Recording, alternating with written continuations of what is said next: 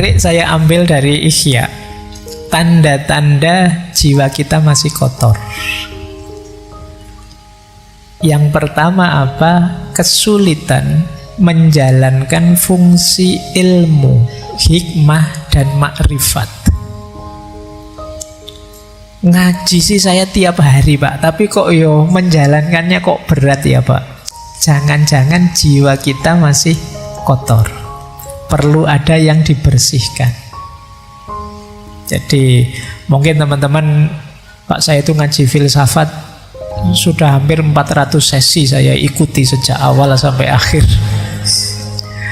Lengyo saya kok gini-gini saja ya Pak, ndak naik-naik kelas. Jangan-jangan ada kekotoran, ada yang harus kamu bersihkan dulu. Kan sering saya ilustrasikan itu, wadah yang kotor itu diisi barang bersih berapapun, yang bersih ketika masuk akan terkontaminasi jadi kotor. Maka coba dicek, kok saya merasa ilmu saya tambah tapi kualitas diriku tidak nambah. Jangan-jangan masih ada kotoran-kotoran. Coba dicek, apakah dosanya itu di anggota tubuh, dosa dan maksiat, ataukah terlalu fokus pada duniawi, lupa Allah dan lain sebagainya. Saatnya introspeksi. Yang kedua, tidak bisa menikmati ibadah. Jadi yo sholat sih, yo puasa sih, yo zakat sih, tapi rasanya beban. Ini berarti belum bisa menikmati. Baru nongkrong sebentar, sudah adzan isya. Kok yo cepet yo. Nah itu rasanya beban. Krungu adzan ini rasanya aduh. Nah, akhirnya kan kamu cepet-cepet bikin sholat biar bebas tugas. Nah ini berarti kamu belum bisa menikmati ibadah.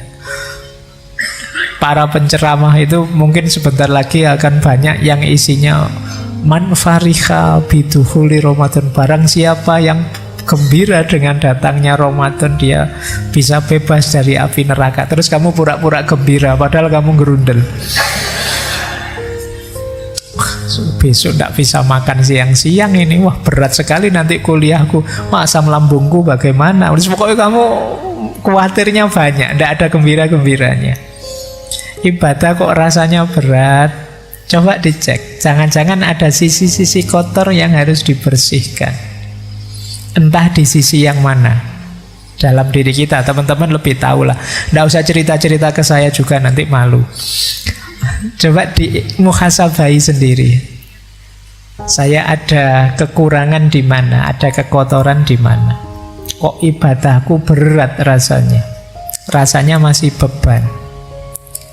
Kemudian ada lagi yang ketiga, asik malahan sibuk dengan hal-hal yang tidak berarti, tidak ada maknanya.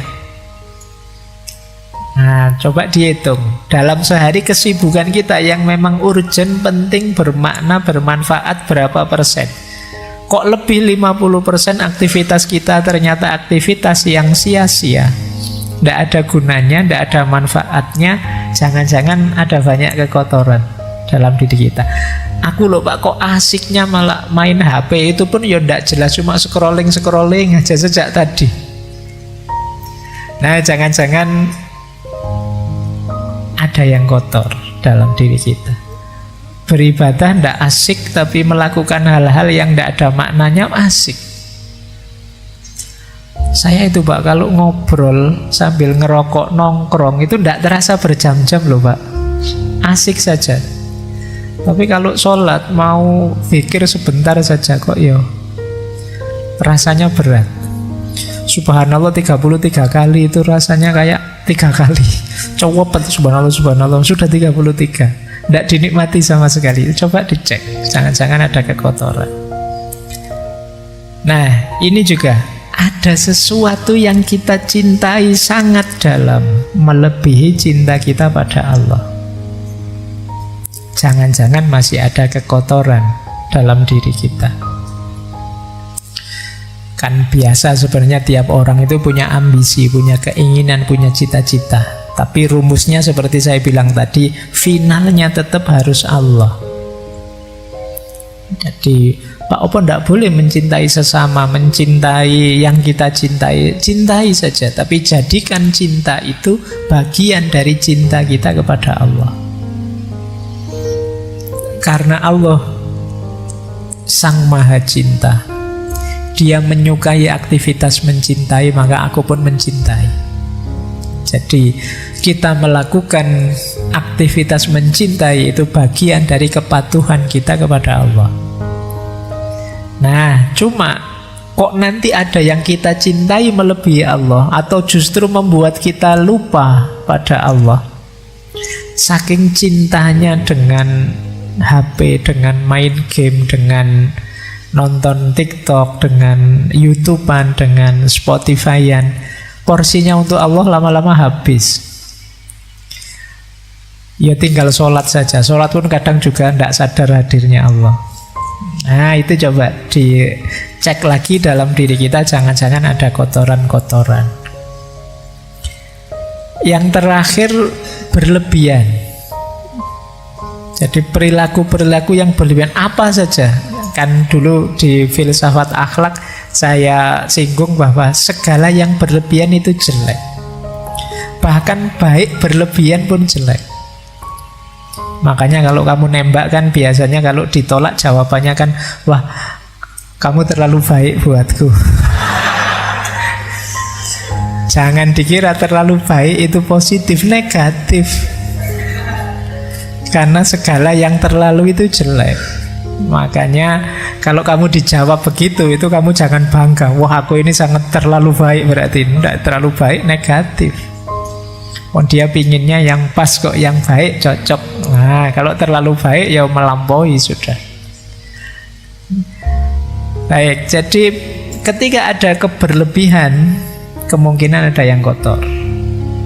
Jadi perilaku yang berlebihan dalam hal apapun. Menghargai orang itu bagus, tapi saking menghargainya sampai memuji-muji, sampai menyembah-nyembah kebablasan, jelek. Benci orang itu manusiawi, ada orang kita suka, ada yang kita tidak suka.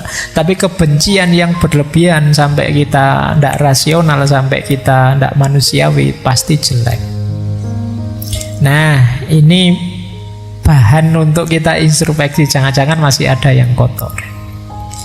Jadi di antara tanda-tanda kotornya jiwa itu, kita sulit menjalankan hikmah ilmu yang kita miliki. Kita berat dalam beribadah, tapi asyik dalam hal-hal yang tidak bermakna. Ada yang selain Allah yang kita cintai sedemikian rupa, dan kita suka berlebihan dalam banyak hal. Nah, kalau ada gejala-gejala ini, ya ayo segera muhasabah. Ada sisi kotor apa dalam diriku yang perlu aku bersihkan. Jangan-jangan masih ada sombong, jangan-jangan masih ada iri, jangan-jangan masih ada dengki pada orang, jangan-jangan masih ada rasa benar sendiri, egois, dan lain sebagainya. Itu kotoran-kotoran jiwa kita. Nah, ini menarik dalam Ihya itu, nanti kalian boleh setuju boleh tidak ya. Ini cuma yang punya pendapat Imam Ghazali. Ini rangkaian dorongan syahwat yang negatif, yang bisa membawa bencana. Syahwat paling dasar itu syahwat perut, kebutuhan perut, ya kebutuhan gizi, makan biar tidak stunting. Ya. Jadi kebutuhan syahwat perut ini elementer. Orang itu yang pertama kali dibutuhkan ya syahwat perut ini. Kalau yang perut ini belum terpenuhi, yang syahwat-syahwat yang lainnya biasanya masih belum muncul. Jadi harus beres dulu di yang perut. Kalau perut ini tidak beres, kemudian kalian merambah bidang yang lain, biasanya bidang yang lain itu kamu dedikasikan untuk membereskan urusan perut. Di ekonomimu belum beres, kamu geser ke ranah agama, ya urusan agama kamu jadikan orientasi untuk memenuhi kebutuhan perut. urusan perutmu belum beres, kamu melakukan aktivitas kebaikan sosial, itu biasanya diam-diam tidak sadar kebaikan sosial itu kamu dedikasikan untuk memenuhi kebutuhan perutmu. Maka syahwat paling dasar itu syahwat perut.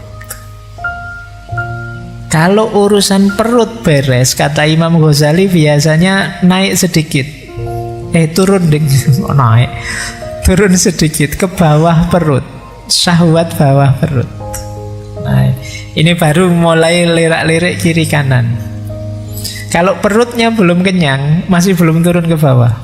Kalau kamu lapar itu peduli amat, ada yang cakep, ada yang itu pinginnya makan. Makanya Rasulullah itu ngasih tips anak-anak muda yang sudah pingin menikah tapi belum mampu, puasalah. Karena kalau perut itu kosong, perut itu lapar, kamu sudah melihat yang cantik-cantik, yang ganteng-ganteng itu sudah nggak nafsu. Pokoknya mikirnya kapan beduk maghrib datang. Nah, tapi kalau perut beres baru mulai sudah nafsunya naik. Jadi nafsu bawah perutnya bangkit. Kalau yang kedua ini juga terpenuhi, biasanya terus naik juga satu level lagi, muncul syahwat tentang harta dan kedudukan. Jadi mulai mikir status, mulai mikir kepemilikan. Aku harus kaya, aku harus berkedudukan. Kalau kemudian terpenuhi syahwat kedudukan dan harta ini, muncul penyakit lanjutannya, riya, sombong, pamer. Kalau riya, sombong, bermegahan, pamer ini muncul, biasanya hadir juga temannya, dengki, memusuhi orang, iri. Karena ada orang lain yang juga seperti itu, punya status yang tinggi juga, punya kedudukan yang tinggi juga, terus kita jadinya iri. Tadinya ingin sombong, bermegahan, kok ya saingannya banyak. Muncullah dengki, iri, permusuhan. Nah, ini rangkaian nafsu syahwat, kata Imam Ghazali. Hati-hati dengan munculnya syahwat-syahwat ini, ya, bahwa manusiawi orang ingin memenuhi kebutuhan perutnya, ingin menikah, ingin hidup terjamin dengan harta, ingin punya kedudukan, tapi harus ngerti kapan direm. Harus sadar juga penyakit-penyakit ikutannya.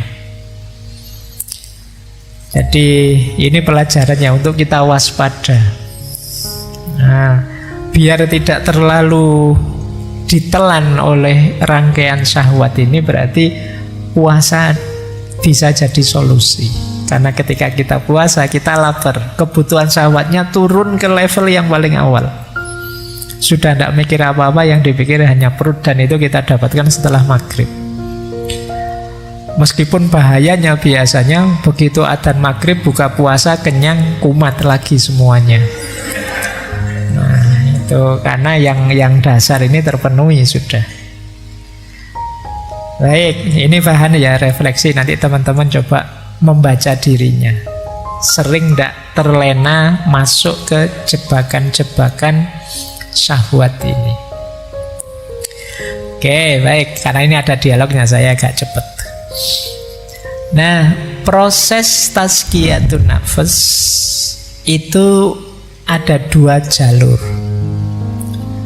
Yang tadi teman-teman mengeluh berat, membersihkan jiwa itu karena mungkin teman-teman membacanya hanya dari sisi aku, dari sisi kita.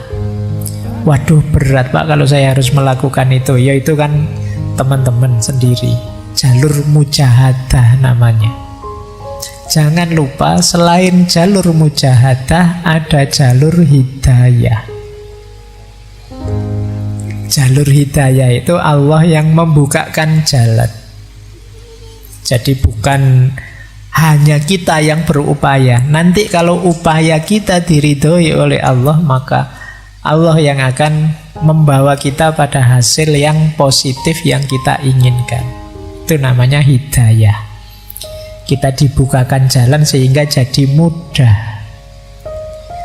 Maka jangan pesimis. Meskipun tadi rasanya kok berat ya Pak, apa bisa ya Pak? Itu mungkin yang bisa ya wali-wali saja Pak.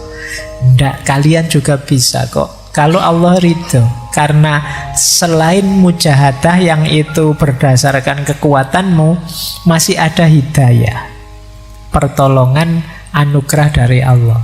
Makanya beruntungnya orang yang punya Tuhan itu terhindar dari putus asa. Sepahit apapun situasinya, selemah apapun kondisi kita, kita masih punya Tuhan, kita masih punya Allah. Tidak pantas kita mengeluh, tidak pantas kita putus asa. Nah ini prosesnya dua. Jadi ada mujahadah, ada hidayah. Ada upaya kita, ada pertolongannya Allah. Nah, terus Imam Ghazali juga nuntun kita. Kita ini kan ingin bersih-bersih mengubah diri kita. Cepat atau lambatnya perbaikan diri, kata Imam Ghazali, kuncinya dua.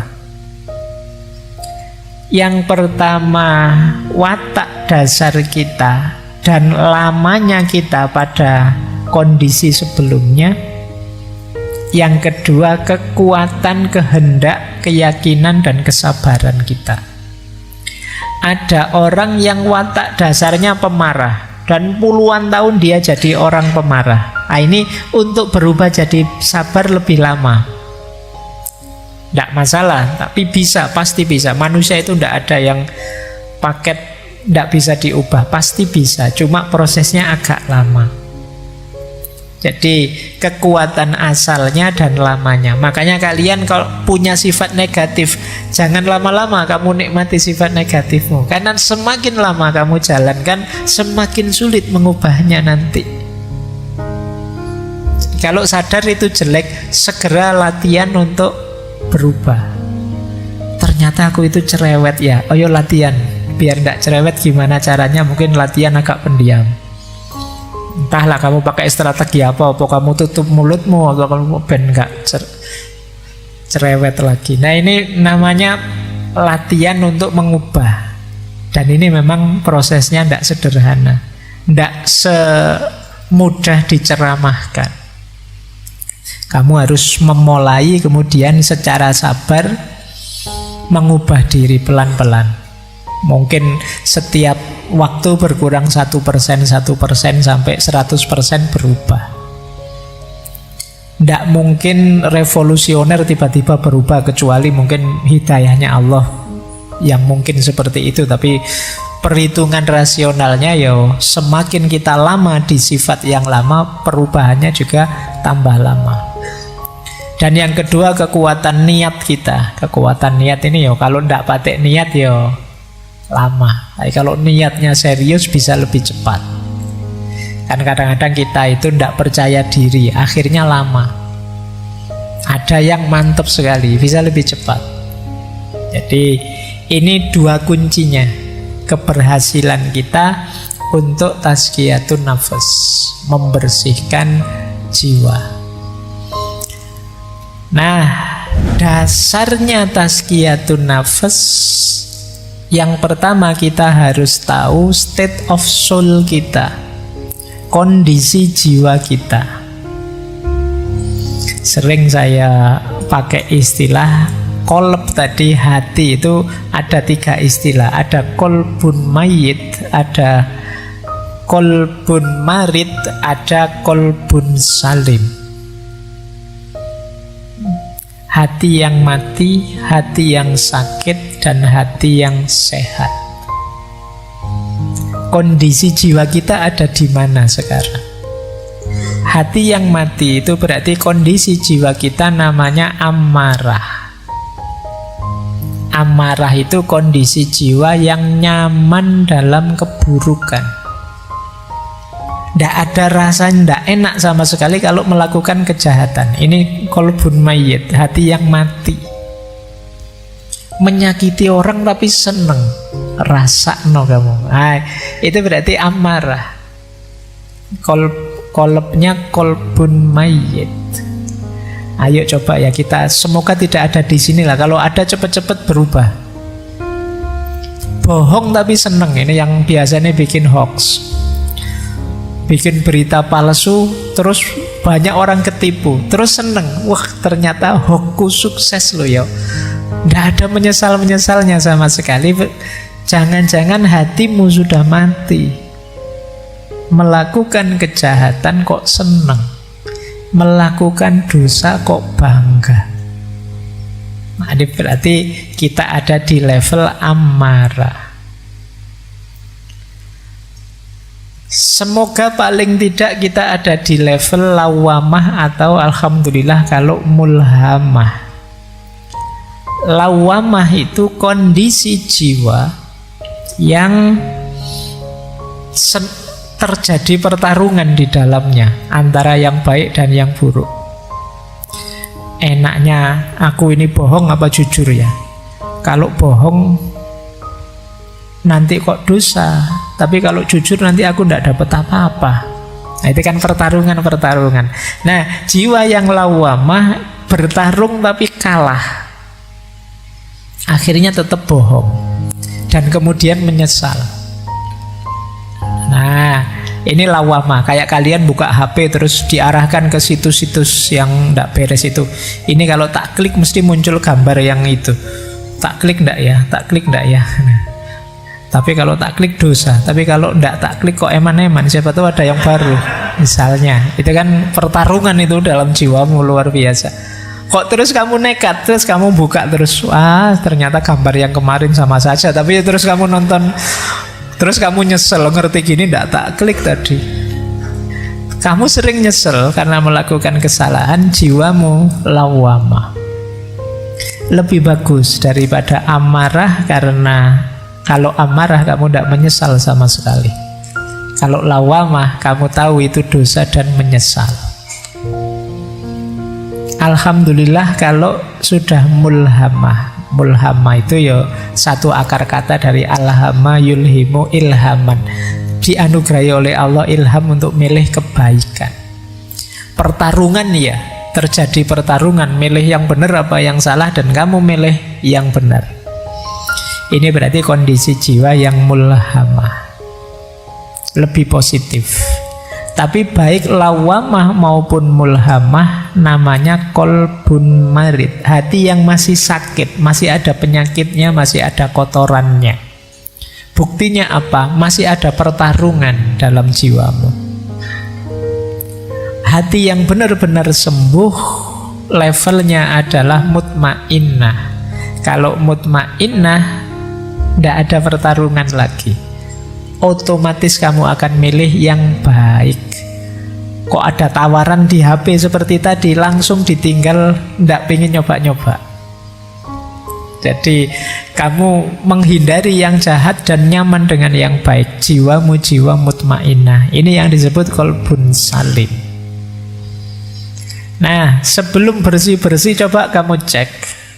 Kalau jiwamu kondisinya amarah, kolbun mayit, perjuanganmu agak berat. Karena kamu harus menghidupkan lagi hatimu. Kamu harus, kalau komputer itu kamu harus mereset terus diinstal ulang. Tidak bisa tiba-tiba ditambahi perbuatan-perbuatan atau cuma di uninstall beberapa softwarenya. Ini mungkin install total, itu harus dibuang semua, isinya diganti yang baru. Dan ini berat.